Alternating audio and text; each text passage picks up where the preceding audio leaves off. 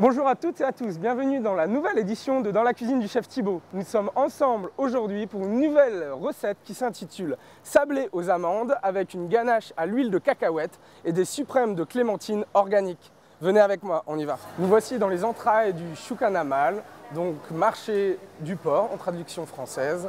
C'est un marché organique et biologique où nous allons venir chercher nos clémentines et notre huile de cacahuète pour pouvoir faire notre recette juste après. Allons dans différents petits stands pour nous procurer nos produits. Moi, pour faire un repas, je vais à environ 10 places différentes pour trouver la meilleure viande à Tel Aviv, pour trouver le meilleur poisson, pour trouver des fruits de différentes sortes ou des légumes, par exemple des pommes de terre vitelottes. J'ai besoin de faire une dizaine de places pour vraiment trouver ce que je veux. Ici, si vous voulez de la qualité moyenne haute, sur la même place, venir juste une fois, vous allez venir ici et vous aurez tout ce que vous voudrez. En passant de la charcuterie, en passant du poisson, aux épices, aux produits secs, style riz, quinoa, choses comme ça, aux légumes qui sortent un peu d'ordinaire, aux fruits aussi, au pain. On a des produits qui sont mûrs, qui sont tous triés, sélectionnés pour être mis en étalage. On ne met pas des pommes à l'étalage parce qu'on a des pommes, on ne met pas des asperges à l'étalage parce qu'on a des asperges. On met des asperges parce que les asperges sont bonnes, on met des pommes parce que les pommes sont mûres, on met des bananes parce que les bananes sont mûres. On revient vraiment là un peu sur le petit marché français. On est un peu sur la même idée. C'est une jolie architecture, petit, cosy, donc avec des lattes en bois, des baies vitrées. Chaque artisan a sa petite manière de partager les choses, de faire son petit marketing traditionnel, comme si on était dans un petit marché français. Faire goûter les produits, se mettre en avant, mettre leurs produits en avant. C'est intéressant, c'est beaucoup des rapports humains qui vont faire vendre leurs produits. On peut boire un bon café ou on peut manger un bon petit sandwich ou grignoter un petit peu de pain. En faisant ses courses, c'est sympa. Vous pouvez venir ici et même acheter des fleurs à votre femme et repartir chez vous avec des produits plus ou moins de qualité. C'est ça qui est intéressant. Un peu chic, c'est certes, les produits sont un peu chers, mais si vous voulez prendre un moment de détente en faisant des courses, il faut venir ici. C'est la première fois que je joue un Diabolo en Israël. Depuis 1 an. Faut le préciser. Tu filmes là? C'est un marché coloré, pas comme le chouka caramel. Le chouka caramel, c'est quand même des flashs de couleurs, des flashs de forme, de goût, c'est de grandes quantités. Là, comme je vous disais, c'est beaucoup plus cosy, beaucoup plus minutieux. C'est pas du tout la même chose. C'est le jour et la nuit.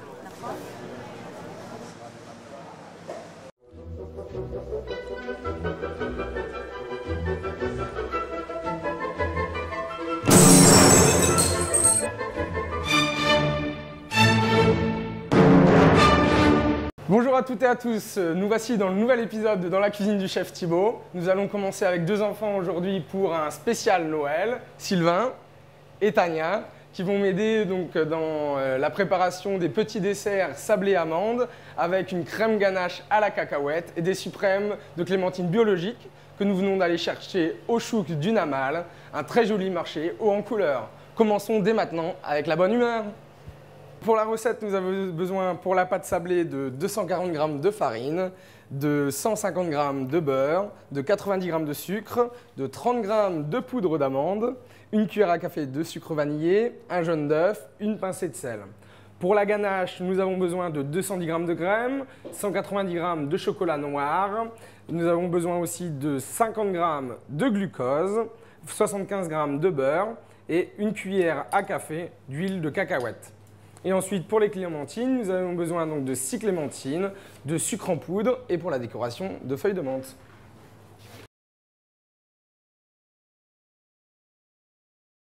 Tania, tu vas mettre le chocolat dans le bain-marie qu'on a préparé. Donc en fait, pour pas que le chocolat brûle, on a mis de l'eau dans une casserole, comme ça. On la porte à ébullition. On met un bol au-dessus et on va mettre le chocolat pour qu'il fonde tout doucement. Ouais. Donc ensuite, Tania, tu vas prendre 210 g de crème, tu la mets dedans, ouais, tout, et on va laisser chauffer. Maintenant, tu regardes avec moi, il y a le chocolat qui est en train de fondre tout doucement, et donc il faut faire attention qu'il ne brûle pas en fait. Tu vois, le chocolat, il fond tout doucement. C'est du fer, donc c'est conducteur de chaleur. On va le laisser encore un petit peu dans la casserole pour terminer. On va attendre que la crème soit chaude, la crème à 38%, pour après insérer le glucose. Donc c'est un stabilisant aussi, pour que ça ait une meilleure consistance. on va la mettre dans la crème chaude pour pas qu'elle brûle, pour pas qu'elle reste dans le fond et pour que ce soit incorporé plus facilement. On prépare un bol froid pour pouvoir après mettre tous les ingrédients de la ganache, pour qu'il y ait un choc thermique pour qu'elle se solidifie plus facilement et surtout pour qu'elle s'arrête de cuire. Ok? Parce que si on la met dans la casserole chaude, elle va continuer de cuire et le chocolat risque de brûler. Pour le glucose, il y a une astuce très simple. On va prendre un bol avec de l'eau à l'intérieur pour pouvoir l'attraper très facilement. Parce que si on met son doigt dedans, ça colle. Tiens, mets ton doigt dedans aussi. Tu ne peux pas l'attraper. D'accord? Regarde, ça colle. Donc, la crème chaude, le bol d'eau et le glucose. Ok? Donc, ce que tu vas faire, tu vas tremper tes mains dans l'eau. Voilà. Et tu vas attraper maintenant tout le glucose. Voilà. Tu l'attrapes. Et bon. Continue, il reste un petit peu. Parfait. Le chocolat, il est presque fondu. On va le remettre un tout petit peu. La crème, on va la faire chauffer un peu pour que le glucose s'incorpore dedans. Tiens, tu touilles, tu mélanges. Donc là, ça va être bon. Tu viens incorporer donc une cuillère à café d'huile de cacahuète dans le chocolat qui est fondu. Donc c'est très simple de l'incorporer car il y a beaucoup de matière grasse dans le chocolat. Et donc, il se mélange très facilement. Donc, le lait au glucose, donc lait sucré maintenant, qui est prêt, vu que tout s'est incorporé. Et tu vas incorporer les deux dedans. Donc, la crème avec le glucose, donc une crème sucrée. Tu mets le chocolat dedans. Donc voilà, on incorpore bien les deux dans le bol, je répète, à température ambiante, pour pouvoir incorporer après directement le beurre. Il ne faut pas que cette préparation soit trop chaude, parce que le beurre, il faut l'incorporer à 60 degrés, sinon il risque de brûler. Voilà, tu mélanges, tu mélanges, tu mélanges, tu mélanges. Avec ta spatule, tu vas voir, ça commence à épaissir normalement. Encore, encore, encore, encore, encore. Jusqu'à temps que ça épaississe et que ça fasse une jolie crème. Donc maintenant, on va mélanger donc, la ganache dans le bol à température ambiante, je me répète, pour que jusqu'à temps que ça épaississe et que ça ait la consistance d'une crème onctueuse. Voilà, ça se termine. Donc là, la crème, la ganache est en train de prendre parfaitement. Donc maintenant, on va incorporer le beurre. Bien sûr, il faut que la ganache soit froide pour que le beurre puisse fondre tout doucement et que la crème soit plus onctueuse et qu'on puisse mieux la travailler. Bien entendu, on commence à faire la ganache en premier pour pouvoir la poser au frigo et quand on a terminé notre recette, notre ganache est prête. La poudre d'amande, la pincée de sel, la farine de type 55, le beurre, un jaune d'œuf, le jaune d'œuf donc pour la couleur de la pâte et la coloration, comme le sel, et une petite cuillère de sucre vanillé pour le goût. Sylvain, tu vas mélanger la farine, la poudre d'amande, le sucre, le sel et la cuillère de sucre vanillé, tout mélanger. Après, on va tout mettre sur le poste de travail et faire un creux au milieu. Ok ? Oui. Et Tania, tu vas couper le beurre en parcelles. Donc, on coupe bien le beurre, surtout, on sort le beurre du frigo bien avant pour pouvoir incorporer donc, le beurre beaucoup plus facilement. Ok ? Donc, pendant ce temps-là, la ganache est terminée, le beurre est fondu, on a la brillance que l'on veut obtenir. On va la filmer, surtout la filmer avant de la mettre au frigo. Le chocolat absorbe énormément les saveurs. Si vous ne voulez pas vous retrouver avec une ganache au goût de poireau, filmez votre ganache au chocolat. Vous mélangez beurre et farine. Au milieu, on va mettre le jaune d'œuf. En fait, le but, c'est d'appuyer avec la paume de main. Ok ? Vous voyez un peu ? Et d'incorporer en fait le beurre. On va écraser le beurre. Donc c'est pour ça tout à l'heure je disais il faut un beurre tempéré pour qu'il puisse s'incorporer facilement. Donc la technique c'est bien avec la paume de main, écraser le beurre pour pouvoir incorporer la farine. En fait le but c'est d'homogénéiser la pâte. Donc il faut la terminer de travailler pour vraiment bien tout incorporer. Et que quand on commence à la cuire, qu'il n'y ait pas des endroits secs ou des endroits mal colorés, etc. Donc pas trop parce qu'après si le beurre fond, la pâte va détremper et donc on ne pourra plus la cuire après. Donc on va prendre un peu de farine, mettre dans un bol au cas où la pâte accroche. Ok ? Je vais vous donner un rouleau à pâtisserie chacun. Voilà. Juste Il faut bien regarder, si on a juste bien travaillé la pâte est souple, elle n'est pas trop molle, on n'a pas besoin de la mettre au frigo, on peut l'aplatir tout de suite. Si la pâte est le beurre a trop fondu, la pâte a tendance à redescendre, on la place juste 10 minutes au frigo pour pouvoir la travailler après.